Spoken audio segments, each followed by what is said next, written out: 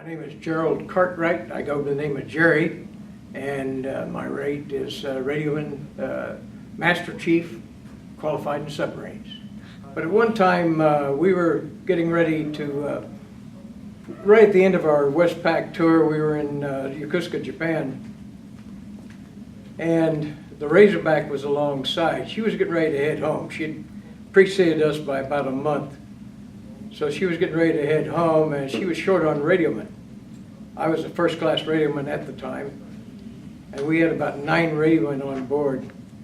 So their communications officer came over and talked to our communications officer and says, "Hey, can you loan us one of your radiomen to ride us back to San Diego, because we've only got 1 radioman." The other radiomen had emergency issues back home, so they had left the boat and gone back home. So I volunteered, which you're not supposed to do in the Navy, but I still volunteered.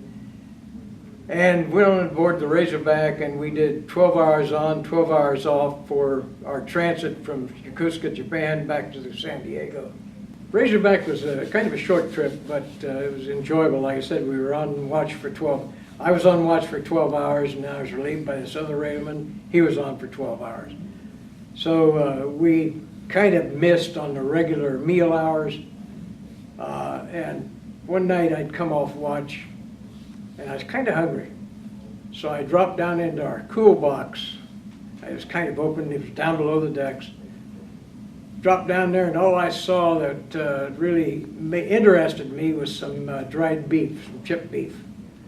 So I grabbed a handful of that, and I think a piece of bread or something, came up, and I ate that. We ran into a typhoon going back, and we were on the surface. It was actually not in the middle of the typhoon, but on the outskirts.